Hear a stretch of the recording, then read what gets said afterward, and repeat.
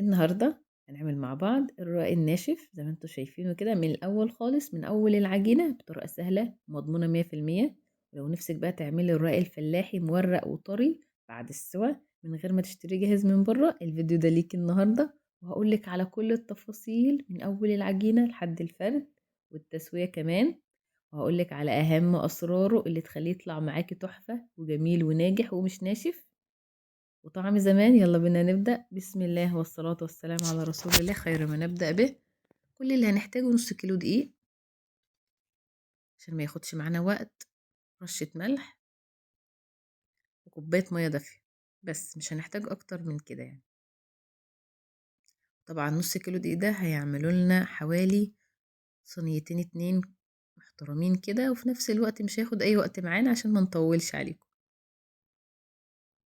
نعجن بقى كويس. أهم حاجة في الرقاق الناشف ان احنا نعجنه كويس جدا وتكون العجينة مش طرية قوي، يعني ايه، تكون متماسكة شوية.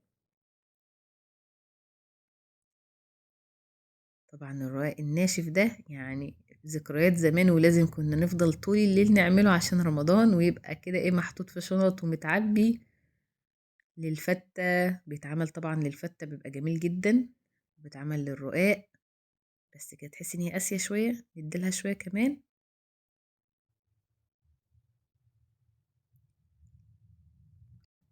لو اول مرة تتابعوني ده مطبخ سعاد، اشتركوا في القناة وفعلوا الجرس عشان يوصل لكم كل جديد، واللي مشتركش يشترك ودعموني بلايك وحطوا لايك. هنرش رشة دقيق كده ونقطعه بسم الله كده بعد ما يرتاح نص ساعة.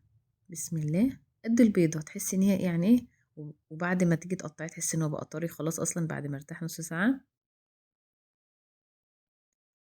هنقطع كل الكمية بتاعتنا نفس الحجم ونسيبه على جنب كمان حوالي 10 دقايق كده عشان نعرف ايه نفرده كويس جدا.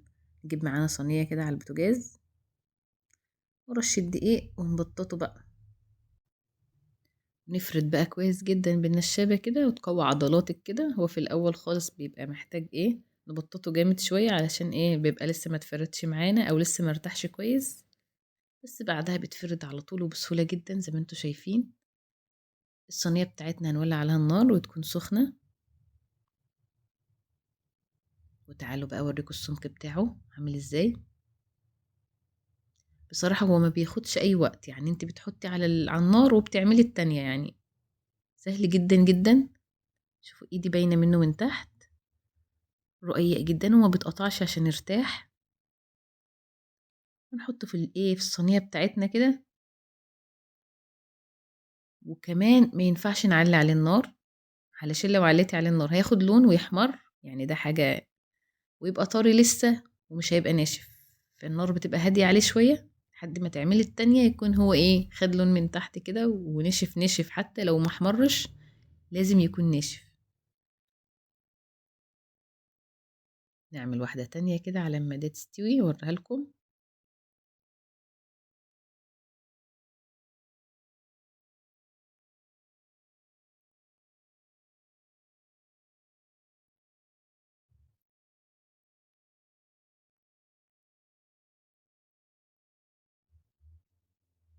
حاول نقلب بقى هنا هنا كده لحد ما خلاص يعني تحس ان هو بدأ يشد خالص ونشف.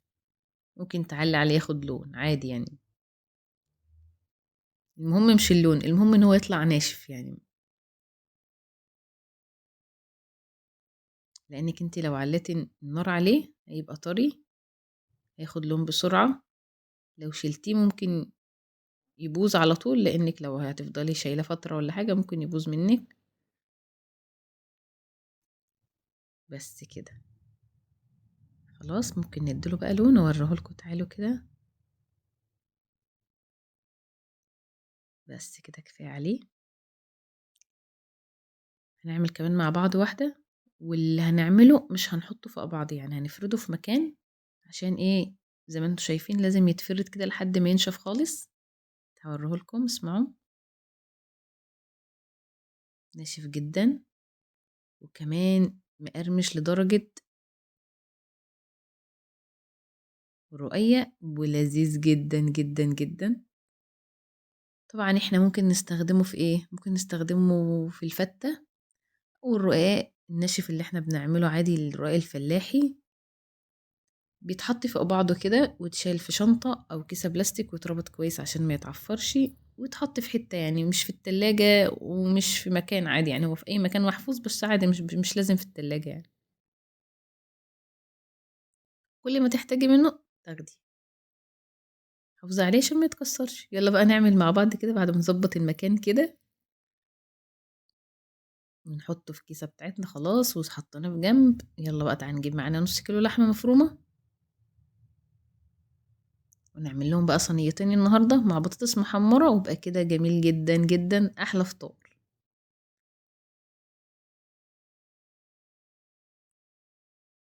نشوح اللحمة بتاعتنا، هنعصجها طبعا، كلكم شطار عارفين اللحمة بتعصج ازاي.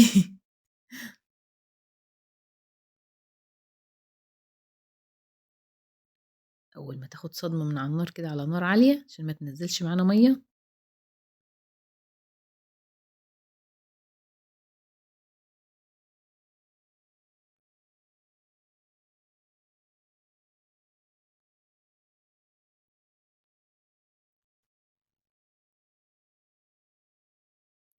معانا هنا بصلاية كبيرة فرمينها ناعم. طبعا انت لو حابة تضيفي فلفل، حابة تضيفي طماطم زي ما تحبي يعني، بس انا عندي في البيت هما بيحبوها متعصجة زي زمان خالص بالبصل بس. فلفل اسمر، 7 بهارات وملح بس، برضو مش بيتحط اكتر من كده، يعني اللحمة المتعصجة وبابريكا، شوية بابريكا، ملح فلفل اسمر 7 بهارات شوية بابريكا.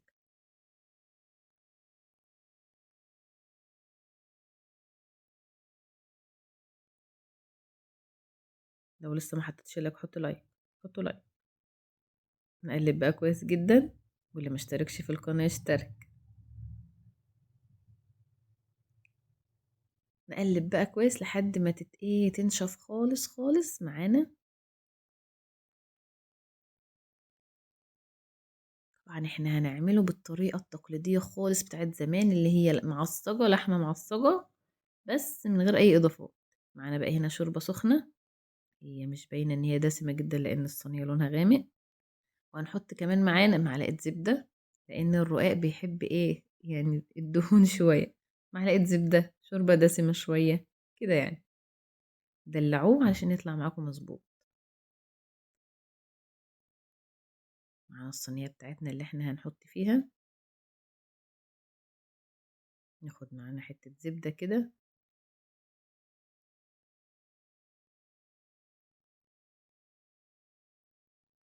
وندهن الصينية بتاعتنا اللي احنا هنحطه فيها.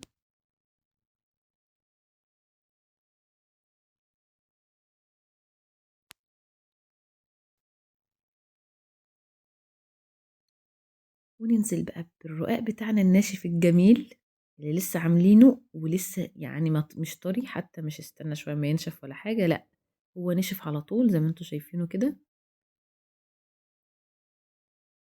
اهم حاجة تكون الشوربة دافية، عشان ايه يطرى معاكم في ساعة ما نبله على طول.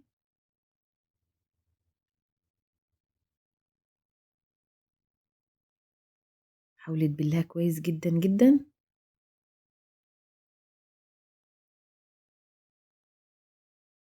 وادي تالت واحدة، هنعمل هما 3 طبقات تحت، 3 طبقات فوق مش اكتر. انا رحت دفيت الشوربة شوية عشان كانت لسه كانت بردت، فهو بقى محتاج مية شوربة سخنة جدا عشان يطرى معاكي كده ويبقى جميل. نوزع بقى اللحمة على الوش كده،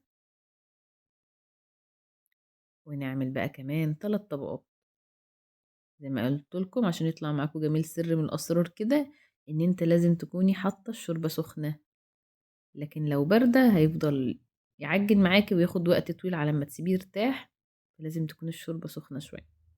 بس عملنا كده 3 طبقات تحت، 3 طبقات فوق.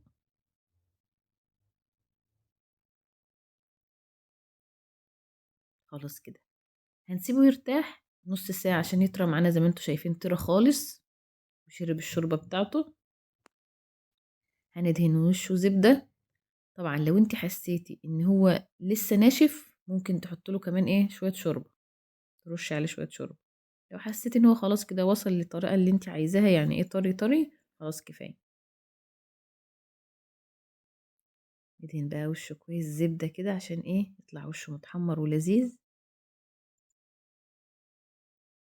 هنولّع الفرن على درجة حرارة 180، هنحطه في الرف اللي في النُص لحد ما ياخد لون من تحت، وبعدين نهدّي النار ياخد وِش من فوق لون متحمّر زي ما أنتم شايفين كده. وعملنا كمان واحدة تانية، دي واحدة مثلثات وواحدة مربعات عشان ما حدّش يزعل. جرّبوه والله بجد، بجد لذيذ جدًا، جدًا ومضمون في البيت وسهل جدًا وطعمه تحفة وطري ومتحمّر من تحت ومن فوق بالطريقة اللي أنتم عايزينها، ومن جوّه تحسّي إن هو من فوق مقرمش ومن جوّه طري ولذيذ أوي، أوي، أوي. طبعًا لو عايزينه طري أكتر من كده زوّدوا شوربة بعد ما تبلّوه. جرّبوه وقولوا لي إيه رأيكم فيه. أشوفكم تاني إن شاء الله، مطبخ سُعاد، واللي ما اشتركش يشترك، وشكرًا من قلبي اللي